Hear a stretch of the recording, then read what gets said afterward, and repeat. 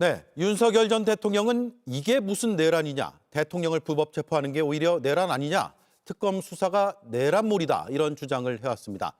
하지만 이진관 재판부의 판결 내용을 보면 그 주장은 타당성을 인정받기 어렵습니다. 2월 19일 지기현 재판부가 내릴 내란 우두머리 혐의 1심 선고에 어떻게 이어질지 짚어보겠습니다.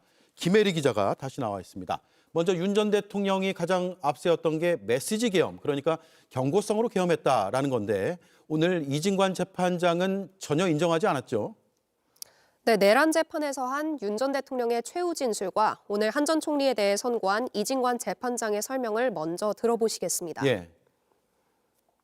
계몽됐다면서 응원해 주는 걸 보고 내가 울린 비상벨이 그래도 효과가 있구나.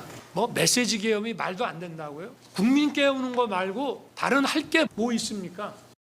헌법과 법률에 정한 바 없어 위헌 위법한 주장에 불과한 계몽적 계엄, 잠정적 계엄, 경고성 계엄을 당연하듯 주장하는 사람들. 민주 기본 질서를 중대하게 침해하는 계엄은 결코 계몽적, 경고성 계엄이 될 수 없다는 취지입니다. 예, 윤 전 대통령의 주장은 평화적 계엄, 그러니까 국회가 계엄 해제를 의결한 뒤에 군이 무장하지도 않았고 또 철수시켰다 이런 주장을 했잖아요. 이 대목은 어떻게 판단을 했습니까? 네, 이 부분도 윤 전 대통령의 발언이랑 이진관 재판장의 설명을 먼저 들어보시겠습니다.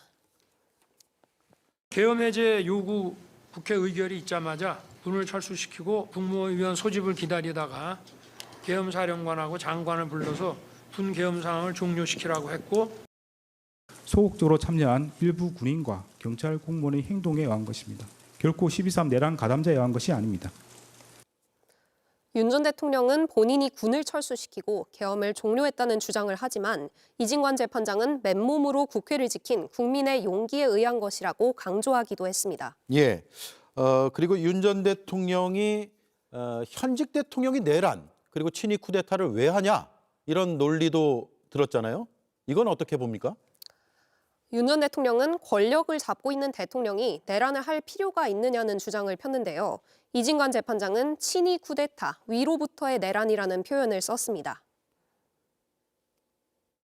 내란몰이 세력들은 이런 몇 시간 계엄, 이런 대국민 메시지 계엄을 친위 쿠데타라고 합니다. 친위 쿠데타를 이렇게 하는 거 보셨습니까?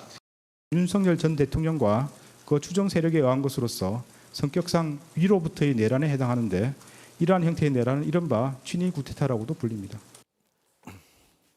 이 재판장은 위로부터의 내란은 선출된 권력자가 민주주의와 법치주의의 뿌리를 흔드는 것이라 더 위험하다고 판단했습니다. 네, 윤 전 대통령은 포고령 있잖아요. 포고령이 실행되지 않을 것이고 상징적이었다 이런 주장도 했는데 그 대목에 대한 판단도 있었습니까?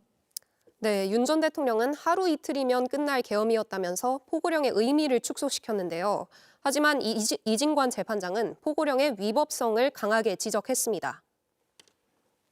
저는 계엄 포고령이 반나절이나 하루면은 바로 계엄이 해제될 것으로 당연히 생각을 하고 있었기 때문에 이거 시행될 리도 없는 거라고 생각을 했고 포고령을 발령하여 헌법과 법률에 의한 절차에 의하지 않고 헌법에 따라 보장되는 의회 정당 제도와 영장주의를 소멸시키고 이진관 재판장은 내란 가담자에 대한 형을 정함에 있어서 짧은 시간 동안 진행됐다는 사정을 깊이 고려할 수는 없다고도 못 박았습니다. 네. 이런 점들 때문에 오늘 한 전 총리에 대한 판결은 다음 달 선고가 예정된 윤 전 대통령으로서는 치명적이라는 평가가 나옵니다. 네, 다음 달 19일, 2월 19일 선고죠. 피고인 윤석열 전 대통령 또 이진관 재판부의 사법적 판단을 차례로 들어보니까 윤곽이 좀 드러나는 것 같습니다. 잘 들었습니다. 김혜리 기자였습니다. JTBC 뉴스룸을 시청해 주셔서 고맙습니다. 저희는 저녁 6시 30분 뉴스룸에서 뵙겠습니다.